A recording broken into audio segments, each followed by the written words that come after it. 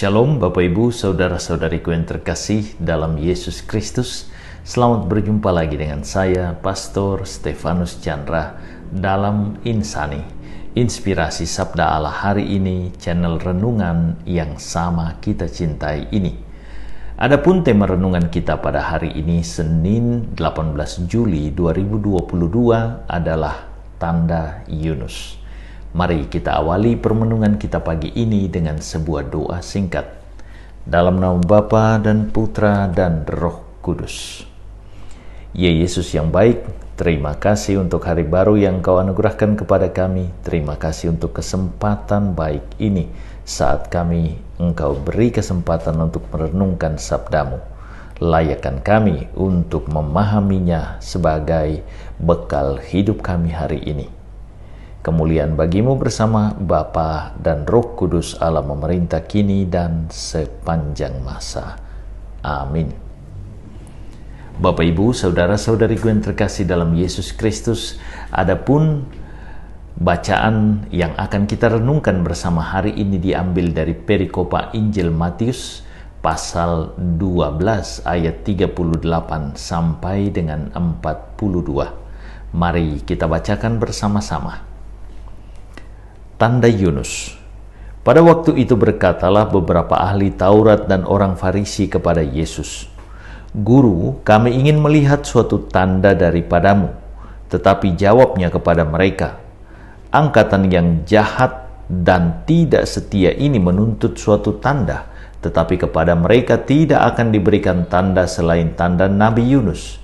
Sebab seperti Yunus tinggal di dalam perut ikan 3 hari 3 malam, demikian juga Anak Manusia akan tinggal di dalam rahim bumi 3 hari 3 malam. Pada waktu penghakiman, orang-orang Ninive akan bangkit bersama angkatan ini dan menghukumnya juga. Sebab orang-orang Ninive itu bertobat setelah mendengar pemberitaan Yunus, dan sesungguhnya yang ada di sini lebih daripada Yunus. Pada waktu penghakiman, ratu dari selatan itu akan bangkit bersama angkatan ini, dan ia akan menghukumnya juga, sebab ratu itu datang dari ujung bumi untuk mendengar hikmat Salomo. Dan sesungguhnya yang ada di sini lebih daripada Salomo." Bapak Ibu, saudara-saudariku yang terkasih, hari ini bacaan Injil menampilkan sosok Yesus yang menolak untuk menghadirkan tanda atau mujizat seturut permintaan orang-orang Farisi dan ahli-ahli Taurat. Mengapa? Dalam sejarah bangsa Israel terdapat banyak mujizat atau tanda dari Allah, dan yang selalu dikenang adalah mujizat-mujizat pembebasan yang dilakukan Allah via Musa hambanya dari perbudakan Mesir tentunya. Maksud mujizat-mujizat tersebut adalah agar orang-orang Israel makin percaya kepada Allah. Maksud mujizat jelas agar manusia-manusia Israel makin beriman kepada Allah. Apakah kemudian mereka makin beriman kepada Allah dengan adanya mujizat? Inilah masalah utama bacaan Injil hari ini. Permintaan ahli-ahli Taurat dan orang-orang Farisi akan mujizat kepada Yesus ditempatkan penginjil Matius persis setelah tuduhan bahwa Yesus bersekutu dengan Beelzebul, raja lalat atau raja setan, untuk menghadirkan mujizat-mujizat atau tanda-tanda ajaib. Tuduhan menghujat Allah atau blasphemy, hukumannya dalam tradisi Israel adalah dirajam, dilempari batu sampai mati. Maka bisa jadi permintaan para ahli Taurat dan orang-orang Farisi adalah sebuah jebakan bagi Yesus. Yesus tahu apa yang terkandung dalam hati mereka, maka ia menolak melakukan mujizat saat itu. Hal lain terungkap dalam penolakan Yesus, yakni bahwa Yesus Allah tidak membutuhkan pembuktian diri atau panggung untuk menyatakan bahwa ia Allah, ia hebat. Yesus melakukan mujizat bukan untuk pamer kehebatan, tetapi untuk menyelamatkan dan membuat orang Israel percaya akan kehadiran Allah dalam Yesus Kristus.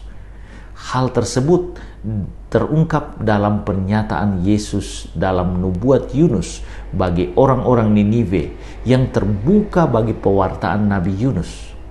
Keterbukaan yang sama diungkapkan oleh Ratu Sheba dan datang jauh-jauh dari Ethiopia, jauh-jauh dari selatan mencari hikmat dan keselamatan yang dipelajarinya melalui Raja Salomo.